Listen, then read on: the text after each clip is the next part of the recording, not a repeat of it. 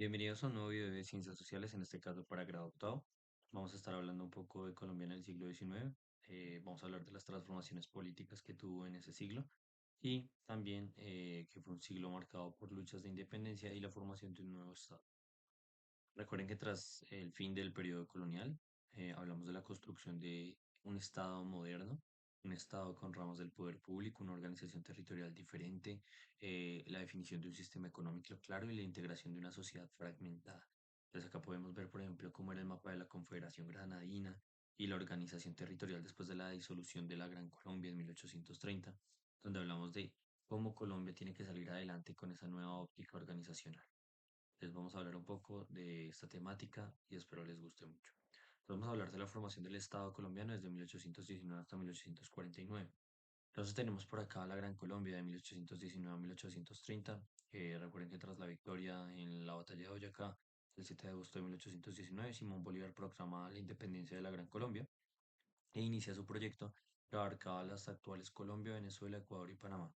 Esta república federal enfrentó diversos problemas como las diferencias ideológicas entre sus líderes, las guerras civiles y la inestabilidad económica, y es así que en 1830 la Gran Colombia se disuelve, dando lugar y origen a tres estados diferentes: Venezuela, Ecuador y Colombia. Después llega la República de la Nueva Granada en 1830 a 1863, 33 años de esta increíble república, que se caracterizó por la inestabilidad política y las guerras civiles constantes entre liberales y conservadores, el inicio de un bipartidismo bastante complejo, donde se inicia con una constitución, la del 32, que establecía una república unitaria, centralizada y presidencialista. Se implementan reformas liberales que impulsaron la separación de la Iglesia y el Estado, la secularización de la educación y la abolición de la esclavitud. La época también estuvo marcada por la expansión territorial hacia el sur y la creación de la Confederación Granadina. Del mapa anterior que ustedes analizaban, esa es la Confederación Granadina de 1858 a 1863. Tengan en cuenta, miren, Confederación Granadina. Muy importante porque tiene un territorio bastante extenso que pues debido a mala organización territorial perdimos bastante de él. Entonces, después vienen los Estados Unidos de Colombia, que hablamos un poco de un proceso muy importante en 1863, donde la República de la Nueva Granada se transforma en los Estados Unidos de Colombia, un sistema federal muy similar al norteamericano, con mayor autonomía para las provincias, y esta etapa estuvo marcada por el declive de la economía, la intensificación de los conflictos bipartidistas y un auge obviamente del dominio liberal y la contraposición conservadora. Hablemos un poco también de la consolidación de la independencia y la organización. Entonces, el proceso de independencia. La independencia de Colombia fue un proceso complejo y sangriento que se extendió por más de una década. La lucha contra el dominio español estuvo marcada por la diversidad de líderes de diferentes ideologías y las constantes disputas entre diferentes grupos independentistas. La participación de figuras como Simón Bolívar, Francisco de Paula Santander y Antonio Nariño fue crucial para la victoria de la causa independentista. La construcción del Estado se inicia, como les decía, desde 1819, donde iniciamos con una república, una constitución política y una organización territorial. La organización territorial de Colombia se fue consolidando gradualmente a lo largo del siglo XIX. Se definieron las fronteras con los países vecinos y se establecieron las diferentes regiones del país. Tengan en cuenta que la constitución política tiene que tener claro cuál es el modelo político, cómo se va a organizar el Estado, cuáles son las fronteras, para hacer soberanía obviamente sobre ese territorio y derechos y deberes de los ciudadanos, así como cómo va a funcionar el gobierno y las diferentes instituciones. Vamos a hablar ahora de las reformas liberales y conservadores. Recuerden que el bipartidismo surge a raíz de los conflictos ideológicos entre el Partido Liberal Colombiano y el Partido Conservador Colombiano. Entonces, las reformas liberales. Los liberales colombianos abogaban por la separación de la Iglesia y el Estado, algo muy importante, un Estado laico, la secularización de la educación, la abolición de la esclavitud, la libertad de prensa y la modernización económica. Sus principales líderes fueron Francisco de Paula Santander, José Hilario López y Manuel Murillo Toro. Las reformas liberales buscaban impulsar el progreso económico y social, pero también generaron tensiones y conflictos con los sectores conservadores. Así que las reformas conservadoras tenemos una óptica muy diferente a la liberal. Defendían la tradición, la religión, la unidad nacional y un modelo de gobierno más centralizado. Sus principales líderes fueron José María Obando, José Manuel Restrepo y Mariano Espina Rodríguez. Las reformas conservadoras buscaban mantener la orden social, la influencia de la Iglesia Católica y un modelo económico más tradicional.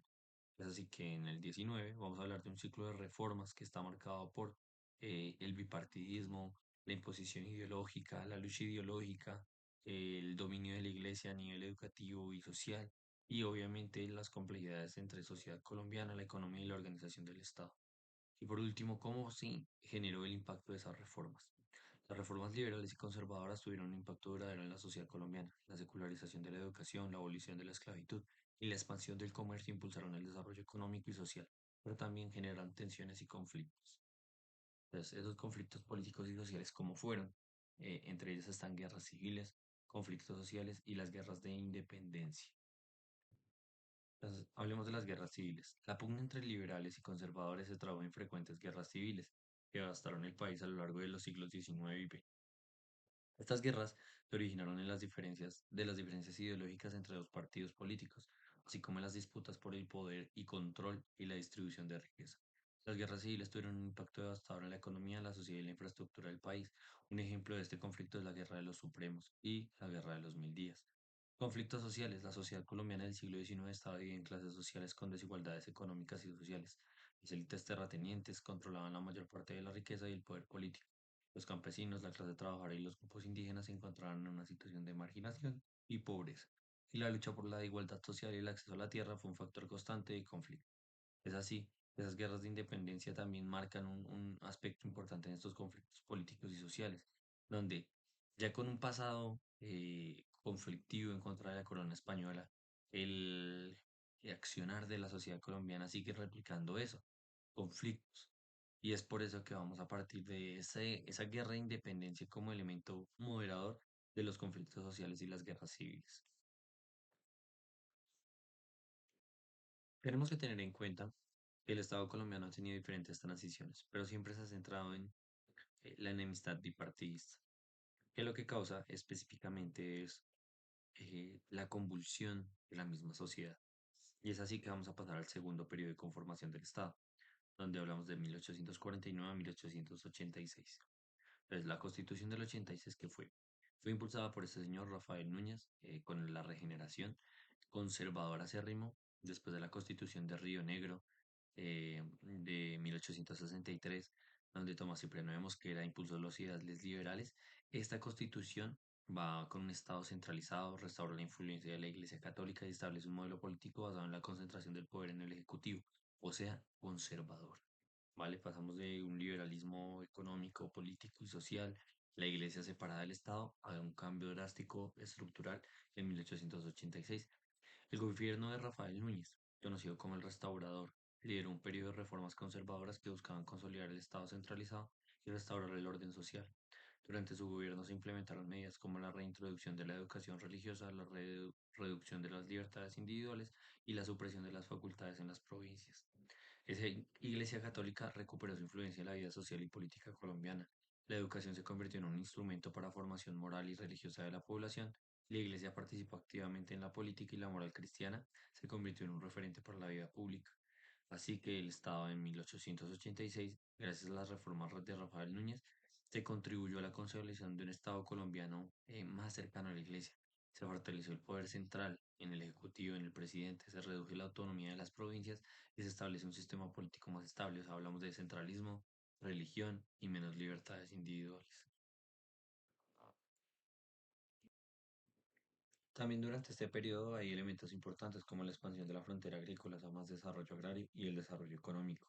Así es que llega el auge del café. En el siglo XIX, Colombia es testigo del auge del café como cultivo de exportación en Colombia y la expansión de la frontera agrícola hacia las regiones de Antioquia y Caldas, el eje cafetero, impulsa el desarrollo económico en el país. El café se convierte en el motor principal de la economía colombiana, generando riqueza, empleo y dinamización de la vida comercial del país.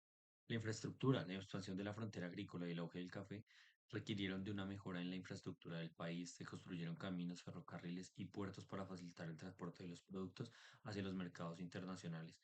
La inversión en infraestructuras también contribuyó al desarrollo de nuevas regiones y al crecimiento económico. Y es así que inicia el comercio internacional, donde vemos procesos muy importantes, donde inicia la exportación del café, las interacciones con Estados Unidos y Europa y el intercambio comercial que genera riqueza y bienestar. Así llegan cambios sociales y culturales muy importantes. La familia seguía siendo la base de la sociedad colombiana. Las mujeres desempeñaban un rol fundamental en el hogar y la educación de los hijos y la administración de la economía familiar La familia patriarcal con el hombre como cabeza de familia dominaba la estructura social.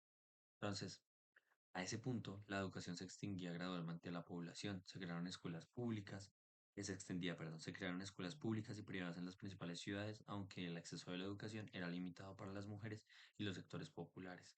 La cultura fue un periodo de gran actividad del siglo XIX, liderado por la literatura, la música y la pintura, el teatro, entre otros.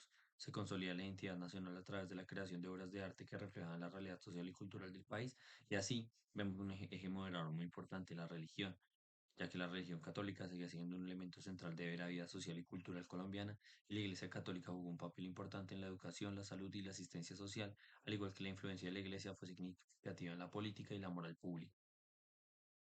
Ahora bien, vamos a hablar de los conflictos armados y guerras civiles en ese siglo XIX. Tenemos la Guerra de los Supremos, que ya la había mencionado, de 1830 a 1842, disputas entre liberales y conservadores, bipartidismo y cuál fue la consecuencia de debilitamiento del gobierno central. Guerra Civil de 1851, diferencias ideológicas entre liberales y conservadores, triunfo liberal y reformas liberales. Así se genera la Constitución de Río Negro de 1863. Y después la Guerra de los Mil Días de 1899 a 1902, nuevamente causada por disputas entre liberales y conservadores por el control del gobierno, consecuencias, pérdidas humanas y económicas, desestabilización política y falta agregarle la independencia de Panamá en 1903. Ahora bien, llegamos a las conclusiones. Entonces vamos a leer rápidamente las conclusiones y a dar una pauta histórica sobre la temática que venimos trabajando. Entonces nos dice que el siglo XIX marcó un periodo de transformación profunda en Colombia. La lucha por la independencia, la formación del Estado, la consolidación de la identidad nacional y la expansión económica dejaron un legado complejo que continúa dando forma al país. A pesar de los avances en la construcción del Estado y la consolidación de la identidad nacional, el siglo XIX también estuvo marcado por la inestabilidad política, las guerras civiles y las desigualdades sociales, al igual que el bipartidismo. Estos desafíos tuvieron un impacto duradero en la sociedad colombiana, que se enfrentó a nuevas crisis en el siglo XX. El legado del siglo XIX en Colombia influye en la formación de un Estado independiente, la consolidación de la economía y el desarrollo de una identidad nacional. Sin embargo, también dejó un legado de desigualdad social, conflicto político y violencia que ha persistido en la historia colombiana. Y es por eso que vemos este hecho y estos hechos históricos en el siglo XIX como repercusiones directas de los conflictos bipartidistas en el siglo XX y la, se podría decir, configuración de la violencia colombiana, el surgimiento de las guerrillas, el narcotráfico, entre otras, que va a ser tema de análisis más adelante.